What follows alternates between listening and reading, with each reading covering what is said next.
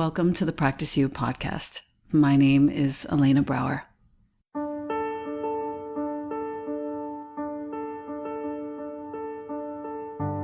Together, we'll explore and enjoy content and conversations around mastering transitions in our relations, our wellness, our careers, our families, and especially in our missions and visions.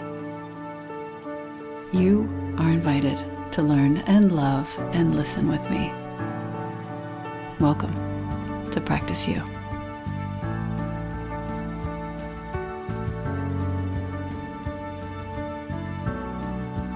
Welcome back to the podcast. I have with me one of my greatest inspirations and dearest teachers from afar, Judith Hanson Lasater.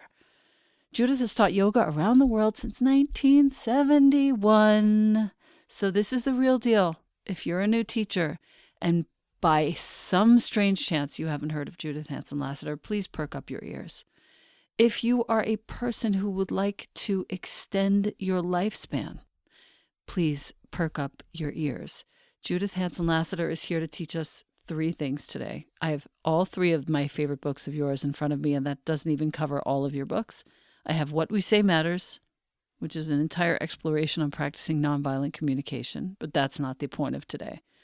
I have Restore and Rebalance, which is an entire tome of the most awesome restorative yoga wisdom. And then the real point of our talk today is Yoga Myths. This is a book that has changed the way I see much of what I do. Judith, welcome. Wow, I want to meet this person. She sounds fun. She's badass. Thank you so much for having me and giving me this chance to get to know you better and to speak with you and include in our conversation other people who are also very interested in the nature of reality and how to put your foot in Trikonasana from one end to the other of this practice of yoga. Speaking of Trikonasana, when I get into yoga myths and I started to study my very own Trikonasana, I realized so many things. First of all, where the weight is on my feet, how my hips are organized, the main myth that you unpack about being between two panes of glass. Yikes. Can we talk a little bit about that? This is for yogis. Listen up. If you practice yoga and you've been hearing instruction about Trikonasana for any length of time, you might be surprised by what you're about to hear. Yes, I would love to talk about that, but I want to preface it by saying, and I'm hoping you will back me up since you've clearly read some of the book, that the tone of the book is not, this is right and you are wrong. The way I teach is this. I think of the asana as a question, yes, not an answer. And when I take my practice or I teach others, it is with the attitude that we're exploring the pose. And not that I don't have an idea of the form I want, but the whole feeling tone of it is, it's a question. And so we're asking ourselves, if we hold the hip back, what effect do we get? If we allow the hip not to just fall forward, the back pelvis, but allow it to find that middle path, allow the back hip its own intelligence, then what effect do I get? So we need to think more of questions, I believe, when we practice and not rules. Got it. In your words on this page, which is page 48 on Yoga Myths, just allow the natural intelligence of the pelvis to assert itself, and your pelvis will turn just the right amount. This has changed my practice. Honestly, I do Trikonasana at least once a day. And instead of trying to force the top hip back, my listener, just go ahead and you can put yourself into Trikonasana right now, or you can just imagine that top hip. You know how we've been taught to pry it open and rotate it out, to just let the pelvis be in the pose while my hand is on my shin or a block or the floor if I'm feeling particularly open, has opened up my breathing, completely changed it. You sound excited, and I am tremendously excited that I could be of help to you in that pose without even ever seeing you in person. It's so amazing, our world. It is so amazing. That's such a key thing that you just said. You didn't say to me, I got so much further. I really, really stretched the heck out of my hamstrings. You probably don't have any hamstrings anymore. You probably have them surgically removed like me. I mean, the hamstrings are not a big thing for me, but for lots of people, they are. You didn't say anything like that. What you reflected, which so pleases me, I found my breath. I could feel the breath, because when you feel the breath, you're connected to the energy of the pose. Mm-hmm. So it's not a static statue that we create of perfect form. Right. And whenever I think it's actually a life practice you remind us of, that whatever situation I'm in, whether I'm having a disagreement with an intimate in my life, or I'm sitting at a board meeting and I'm bored. I think that's why they're called boards. This is boring. Oh, that's such a good, my boyfriend would have made a joke like that. That's a good I know, it's so hokey. So hokey. I like it. Anyway, it's a really bad pun, but it's a gauge. The ability to breathe freely in an asana is telling you that the body is deriving nourishment from that experience. It is finding its own intelligence. It is the flower opening at its own speed. There is a harmony between your breath, your energy, your mind, your soul, your body. Everything is flowing like a river. And so that I take that lesson, as I said before, into my life. And whenever I want to make an important decision, can I breathe? Yeah. Can I, whatever position I'm in, asana or not, can I breathe? If my breathing is impeded, something's going on somewhere in my psyche, somewhere. So I find that lovely, what you said. Yeah. No, that's what changed. That's the only thing I could perceive. We tried to record this once before, my listener, and we were cut off, interestingly, at like 20 minutes by a tech issue. But we got to the point where I was able to relay to Judith how absolutely vital it's been to look at the poses as questions rather than answers, and not look at rules, but look at just inquiries. So thank you again for that. So one thing is, we have met in person, but we've never shook hands or seen each other face to face. But there were 2 classes at one of my very first yoga journal conference, when I was, I don't know, in my early 30s probably.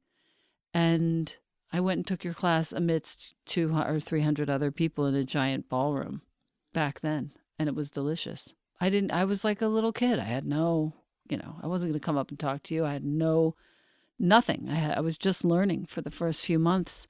And somebody said, why don't you go to this conference? And I was like, cool. And I took class with you and Richard Freeman and Rod Stryker and Rodney Yee and all the folks now whom, I consider dear, dear teachers and colleagues, even if I dare. In any case, it's an honor to have you here. And your books honestly have served in every possible way in my life. The Nonviolent Communication book, I just want to mention briefly. It's called What We Say Matters. And if you came from a volatile household as a kid, if you had folks in your life who found it necessary or convenient to shout and create chaos where there didn't need to be chaos, I want to invite you to get this book because it has changed the way that I communicate. What prompted this book, Judith? And then we're going to go back to yoga myths. Thank you for asking. I'm glad you like the book, because what we say matters. It matters in our personal life. It matters how we say it to ourselves silently in our head. And it matters as teachers.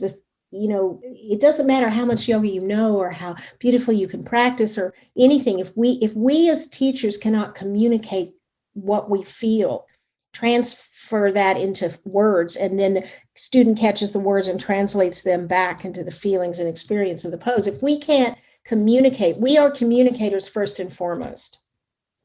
And so I went to a seminar with Marshall Rosenberg, who is a psychologist, and he was influenced a lot by Carl Rogers, humanistic psychology.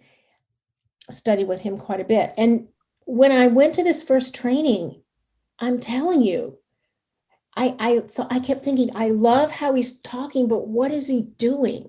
I couldn't figure it out. So then I ended up, finally, I went to 9 trainings, some 9 days long. I took 3 of those. I did a lot of training with him, and I began to use some of these simple ideas. And it changed my life. I mean, I had exactly the same experience. But why I really liked this particular system is because it starts with introspection. Mm-hmm. And that's what yoga starts with. The first thing is pay attention to your breath. Observation. Go inside, and that's what his technique says. You want to speak, all right? So be clear about what you're asking for. Right. Because he taught me everyone speaks in order to get what they want. A language is a tool to manipulate the external world. May I have a glass of water? Would you help me carry this? Would you stay seated? Would you turn your left foot out and your right foot in? Stretch your arms to the side, inhale your breath, and like a ship under full sail, sail over your leg, exhale, and find your Trikonasana today. Whatever we say, we're trying to get people to give us what we want, and that's not a bad thing. But unless we can be first connected with ourselves and then connected with the other person with respect, that they have autonomy, even if they're 2 years old, right, that we're not going to get what we want. And I just took to this like a duck to water, as it seems you have done. Yeah. Because now I say to my students, no, that's wrong, which no one wants to hear that, because we all secretly believe we're right all the time. So if you say to them, that's not exactly what I wanted you to do. Let's try this way. Tell me what you think of this. Because one of the big principles of nonviolent communication is I want to say mutuality, but I'm going to edit myself and say the recognition of mutuality. Mm. That you and I are having a conversation, a relationship, a challenge, a pose. It's mutual. And when you have a sense of mutuality, that the other person has autonomy, has their own needs, then as well as I do, there's such a deep level of respect and willingness to be present in the practice. And I just taught a series on that. I think you may have gotten some of those audios. I did. I didn't want to listen to them before our interview. I just wanted to leave it, and so that I could just ask you the questions that I have before I put too much into my head. I like that. So difficult conversations, I used to think that when someone would get upset with me, it was difficult for me, and I would tend to avoid conflict. I was extremely conflict avoidant. And then I studied NVC, and it really helped me see that the difficulty of, if it's a difficult conversation where you have to break up with someone or fire someone or whatever, that the difficulty is not the situation. The difficulty is what's going on in me. And if I can tune into that, give myself a little empathy, become more present, then I have the chance of having a little more clarity about what the other person might want and need, and have some compassion for that. And when I shift, I'm no longer afraid of the fact that we have a different opinion. Because we can just agree to disagree. Yeah, but on not just a verbal level, like an emotional. Like a deep, respectful level. Exactly. So let me tell you, I was with my guy, and we went to visit someone in his life who's very important in his life. And that person has a completely different political view than I do. So that person was talking about that political view, and I was giving myself empathy. Mm. And then after it was over, he said, oh gosh, you must think I'm horrible because of all those things I said, And people think when you live in California, they know your politics, which is pretty much true, but pretty much, but not 100%, of course. Right. And so, you know what I said to him? He felt really bad about himself at the moment. And I said, would you like to know what I heard you say? That's what I said to him. He said, yes. You're so good. And he said, yes. I said, I heard how much you love your country. And what I believe is that you and I have different roadmaps, but I love my country. You know, when I hear the Declaration of Independence read on NPR radio on the 4th of July, I get chills. Same. I mean, it's, you know, so I love my country. I said, and so that's what I heard, that we just have different strategies, different roadmaps up. And he just looked at me and he said, how did you do that? I listened well. The 4 components of nonviolent communication, which you review on page 29 of this book: observations, feelings, needs, and requests, has absolutely, completely shifted my entire household. I haven't talked to anybody about it, although James is studying Marshall Rosenberg separately from me. But these 4 sort of chronological events that happen, where you first accept what the other person is feeling, accept what you're feeling, be aware, be awake, pay attention. What happened? The second is your feelings. Where do you feel this? What is the body's sensation? What is the feedback that you have about your own needs and the other person's needs? And then you go into needs. 3, life in action. You say universal qualities, using a language that connects both of us to the very energy of life. This is so delicate and subtle and important for all of us. And I just, if I may just have 2 more minutes on this, and then we're going back to yoga myths. Talk to my listener and me about the way in which, whatever the most recent or most memorable experience you've had of relaying needs in the context of practicing nonviolent communication. Well, I was having a conversation. Why I'm pausing is I'm trying to think how to tell you about it without revealing identities. Sure. And protecting privacy. Sure. So I think what I would rather do than the most current one is one that I have permission to share. Oh, perfect. Yes, please. It's with my daughter, Lizzie. Whom I love, who's taken my retreat, and I am absolutely smitten with this person. She's such a good teacher also. Such a good teacher. She's the perfect daughter for me. So she was about 13, and she came running in the kitchen, and she said, Mom, and she named her friend. I'll call her friend Katie. So we want to go to the rock concert and, you know, and blah, blah, blah, blah, blah, and stay out till 2:00. And can we go? And can we go? And can we go? So immediately inside my head was this, you're crazy if you think I'm letting you go to that. That was my first reaction, right?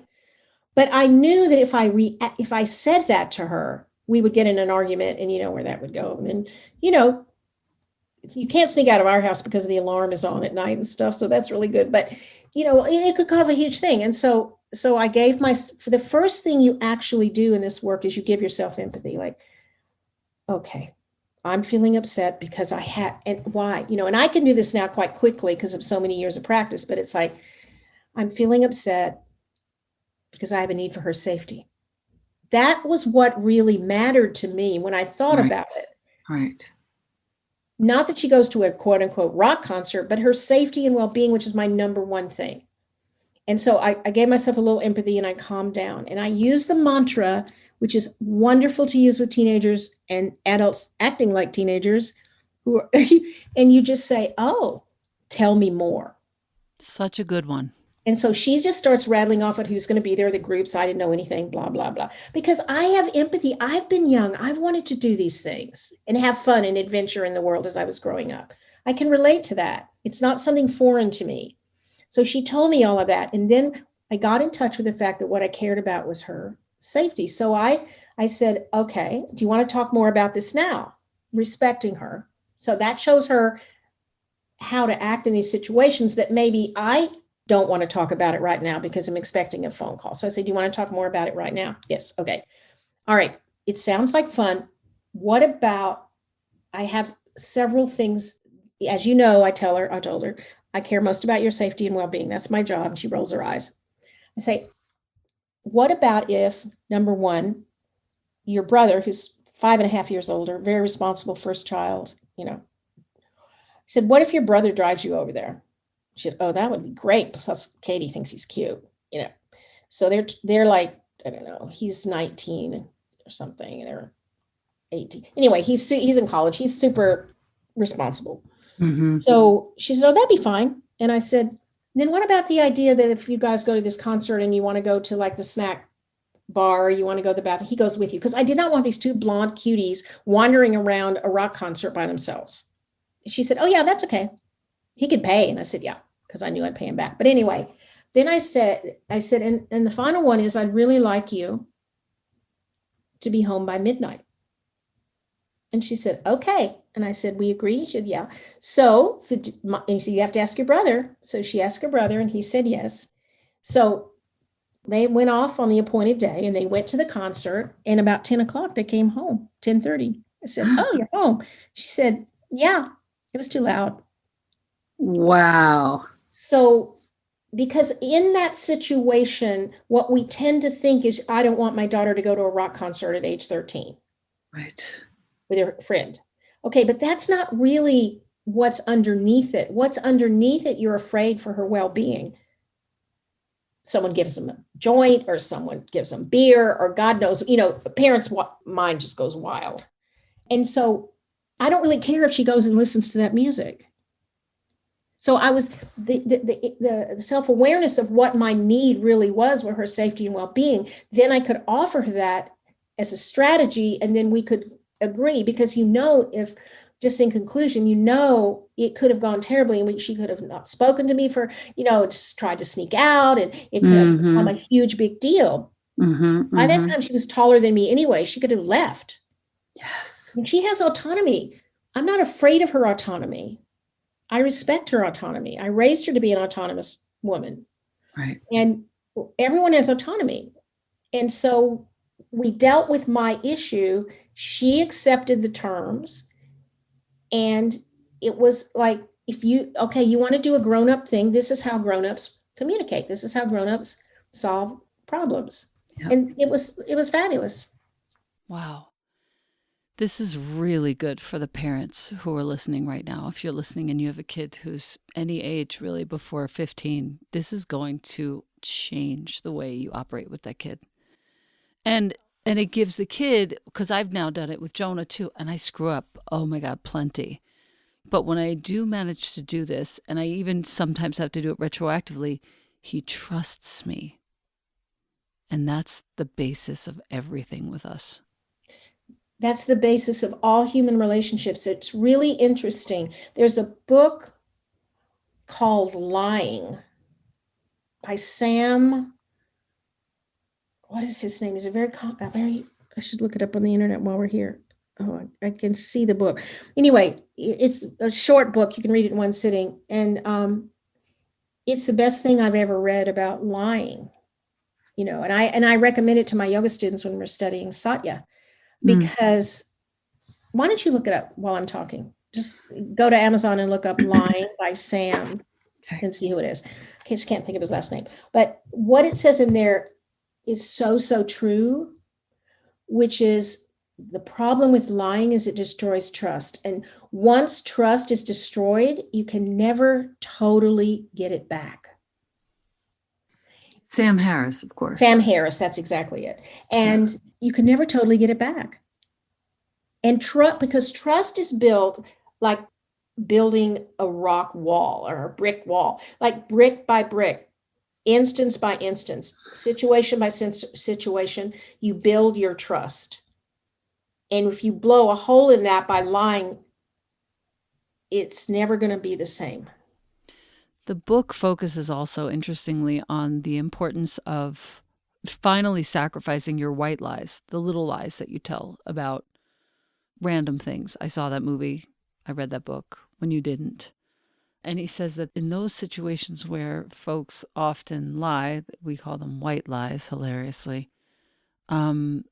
those lies are told for the purpose of sparing people discomfort, and it's just not, doesn't do anything. Those are the ones that are so tempting, but those are also the ones that degrade trust between people.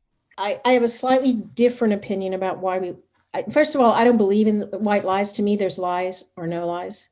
Because, Sure. it's this concept of health food. There's no such thing as health food. That's a marketing thing. There's either healthy food or non-healthy food. There's not health food, like some special category. So white lies is a lie that I find convenient to say because it's not, I tell myself I'm protecting the other person, but really what I'm doing is protecting myself from the blowback from the other person I'm predicting is going to happen that will stimulate discomfort in me, and I don't want to feel that discomfort. It's like 4,000 speculations packaged into one Ziploc bag. There you go. So it's really not about the other person, because there are ways for me to say to you, I know you counted on me coming to the party, and I wanted to come, but now I'm unable to come. And I can imagine that you're feeling maybe sad or irritated or disappointed. I want you to know that I could imagine that I would feel that way as well. So do you want to talk about this a little bit more now? Yeah, okay. Well, maybe we could just I always love to take you out to your favorite restaurant on Friday. Nice. I know this is disappointing to you. In other words, you tell them the truth with empathy. Yeah. I have a mantra that I like, which is when in doubt, tell the truth. And since I'm always in doubt, I try to tell the truth. But see, what nonviolent communication taught me, I was raised in the South, and we were very tactful and polite, and we were raised that way. And the ability to say no and stay in connection is what nonviolent communication taught me. Because if I run over my own needs and give in to yours when I don't want to, you know what's going to happen. I'll make you pay in some way. Passive aggressiveness is not dead, and it's really not. Why would I do violence to myself? I won't do it to you. And so for sure, when I tell the truth, I practice yoga. Right. Thank you. The only other thing I wanted to focus on with you from this sort of line of inquiry is regarding practicing self-empathy. And you have a beautiful practice in the book, which I've noted for myself on page 37. This means that you say to yourself, when you are in a bind, you're in a real pickle, you sit or lie comfortably in a quiet place, recall something someone said to you today that caused a reaction. You may want to write down the interchange. You may want to slow it down in your mind this way by writing it. And once you have the situation in mind, distill it down to one simple sentence that the other said to you and use the observation language to start. So in essence, you're taking whatever was said, however complicatedly it managed to be articulated, and parsing it down to what that person, that little kid in there, is trying to obtain or accomplish.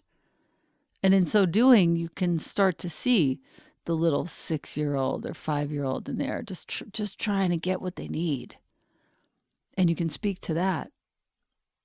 It's so smart. It's just it just breaks everything down back to a bunch of kids in a playground who are in various states of disarray.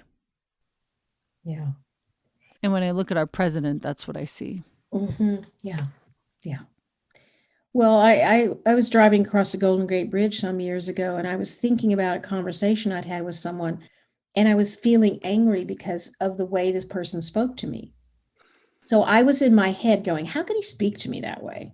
And generally, that was really rude, blah, I had all these judgments. And, really, generally what we often do, at least I do, and I think maybe you do as well, when that happens, we pick up the phone and we call our friend and we say, can you believe so-and-so said this to me? And that he said that and that. And they go, that was horrible. And we get sympathy, which is agreement. And we just go round and around in a circle, and we don't resolve this issue. And we tell this story at dinner parties 5 years later because we're not resolved or integrated. So I was driving across the Golden Gate Bridge, like, and then I thought, wow, Oh yeah, nonviolent communication, empathy. Okay, what am I feeling right now? Because I knew what the observation was. What am I feeling right now? And I realized that I kind of brought my consciousness down from my brain center and down to my belly center, and I felt hurt. Yeah. I thought if you had asked me before, I'd say, I'm just mad. No, you're hurt. I said, I was really hurt that he would talk to me like that. That hurt my feelings. Mm-hmm. I really felt hurt. And then the anger went away. And then I played with that awareness all the way across the bridge, where I would just go up into my head and tell myself thoughts about it. And I would get angry. And then I would drop back down into the feeling state in my belly and I would feel hurt. And then I did that several times. And it was really a good lesson. And then I just said, how human of me to feel hurt by those words. Mm. And that's a mantra I use a lot when I don't act the way I would have wished or said. The times where we say what we really think we're saying something that's going to help someone and it hurts their feelings, or they hear it in a different way, or and you feel so. But how human of us! That's what we do. We do and say things that hurt other people unintentionally. Yeah. And so, how human of me that I was hurt, and then the whole thing just began to resolve in me. Yeah. When I gave myself empathy for my humanity. But I tell you, going down into my belly and feeling what was really, I was hurt. And often people feel hurt, afraid, their need for respect is not met. I mean, it's really simple things that get so sophisticated with the thought, with the words, that they lose it. So that's the thing. Empathy is to go into yourself, find out what you're feeling, what need of yours wasn't met. My need for respect in that instance wasn't met. And the strategy I was using in that moment was to heal myself through it. So brilliant. So simple. It is brilliant. I mean, it's not my brilliance. My luck was stumbling on this. And I think it's a very harmonious practice. And that's what I write about in the book, that it's okay. Satya, you hear Satya, the sutras, of course, Satya, but what does it look like? What does it sound like? What does Satya feel like? And that's what this system was, the missing link for me, of how to actualize Satya. Yeah. In real life, in real time. It's happening in my house thanks to you. James has the Marshall book, which I don't know why. It just never, I read it a couple times, but it never really sunk in. Your book brought it home for me. So I'm so grateful. I want to go over one last thing from Yoga Myths, which I think is a huge one for any yogi, and then we can possibly do a part 2. It's the section on the pelvis. You start this section by saying the pelvis is everything, which is absolutely true, no question. Now I do some strength training several times a week with a trainer with whom I used to work in New York, and we do a lot on the hips and articulation and strengthening and so forth. Do not anchor your sitting bones in seated twists. When I read through the book and started practicing in this section, I made big stars and wrote this in big letters on the side margin. And I thought it might be nice for you to talk about this because seated twists are constantly happening in all the yoga classes. And because many people are practicing on Zoom without a teacher there to help them and adjust them, I thought it might be really important to talk about this one in particular because it's so ubiquitous. Okay. It's a little anatomical, so let's go to anatomy with an open heart. Okay. If you can imagine the skeleton, you see the vertebral column coming down in the back, and it ends in the sacrum, which is it's a pyramid doing headstand. It's wide at the top where it joins with the pelvis, then it comes down to a point, and then the coccyx bone is there. So if you're looking at the skeleton from the back, you see the back of the pelvis joining with the sacrum. And that's called the sacroiliac joint, because the iliac bone of the pelvis joins with the sacrum. Is it clear in your mind? In mine, yes. Yes. Okay. So that what I said made some sense even without. I'd love to show you pictures, but no, for sure. And anyone who practices yoga, you've been in a few classes, you kind of know what we're I hope you know, but for sometimes sure. People don't know. Right. Now, the next fact is the sacroiliac joint is a joint of stability, not mobility. A joint is any place two bones come together. And you have places in your body where, like your pubic symphysis, your pubic bone is joined by really strong cartilage. It's not really a joint of mobility. It gives a little bit when you walk, and certainly when you give birth, but it gives a little bit, yes. And the sutures in your head, they used to say were immobile, but I don't believe that, because I've had the plates of my skull adjusted by magic fingers. So it gives a little bit, right? It breathes a little bit. And the sacroiliac joint is in that club. 2 to 4 centimeters, maybe less. It gives when you walk, because if the pelvis were a bony ring, you would walk and you would put your whole right pelvis forward till you're looking to the left. You would not be able to keep facing forward. It's like if you take hold of a towel, a hand towel at both ends, you roll it up, and then you take one forward and one back, you sort of twist it. The sacrum's in the middle. It like goes forward on the left when I step forward, and on the left and forward on the right. So there's this little give in there, and that's a good thing. But sacroiliac dysfunction is almost always too much mobility. It tends to happen 70 to 80% more to women. It's much more common in yoga with women. Men do have it, but it's almost always women, because we have a shallower joint, we have less ligamentous support, we have less space where the two bones come together. We have all these reasons, and our hip bones are wider apart in relationship to our body, so we get even more torque. So here we go, and we sit this woman down in a yoga class.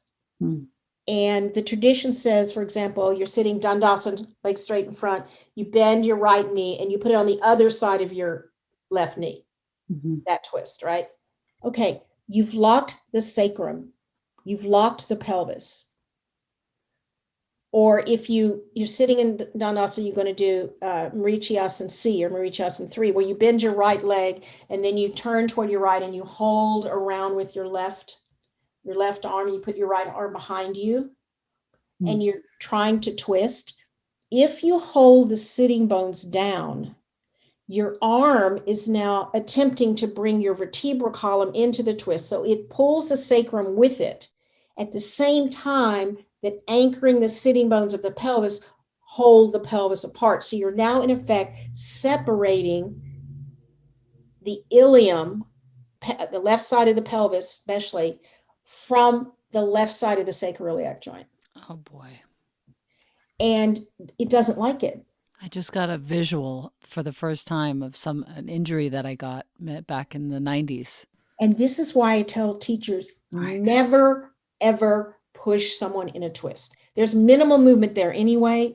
Don't push them. Put your hand on their, like if they're doing it to the right, what I might do, may I touch you? And then I put my hand gently over their left shoulder blade. And I say, with an exhalation, move away from my hand. Oh, wow. Or I put my hand on the right side. I say, may I touch? Yes. With an exhalation, move into my right hand. And then the movement comes intrinsically from them, and everything is doing what it's supposed to be doing. Never outside force in a twist. So I believe that there is an anchor in every pose. But in this pose, the anchor is not the sitting bones. Think about the standing poses. You don't anchor the sitting bones. You don't hold your pelvis still and try to do Trikonasana and do a side bend. You don't do a forward bend. You do it over the heads of the femurs, a forward bend. You don't anchor your pelvis and then bend your spine forward. And even in back bends, when you push up into Urdhva Dhanurasana, what I believe is happening is the arms and legs become the servant of the pelvis, the chalice that lifts the pelvis up, which drags the spine up with it. So the pelvis is the key. It's the structure between the column and the lower extremity. It's the center of life itself. So when you practice this pose, as you begin, exhale and turn your pelvis first, as if it were the first vertebra. It's not, obviously. Turn the pelvis as if it were the first vertebra. Exhale completely. Turn again on that empty breath. Not a breathing for pregnant women, by the way. And then you get so much turn already that's in harmony. And the anchor, are you on the floor? The anchor is not the pelvis. The anchor, drum roll, Yeah. The anchor is the right foot and the right shin. You think of it as the center axis of the earth, and you press down through that shin, and you turn your whole, without moving the leg, keep the shin absolutely vertical. Anchor on that. Lift the weight almost completely off the left buttock. Anchor on the right foot, the right shin. Sit on the right sitting bone and turn. And I tell you what, I've taught that in online classes in the old days where we never had, and I've had people say, I've been directing them and they say, oh my God, it doesn't hurt my left sacroiliac joint for the first time. Yep. I just did it. That was epic.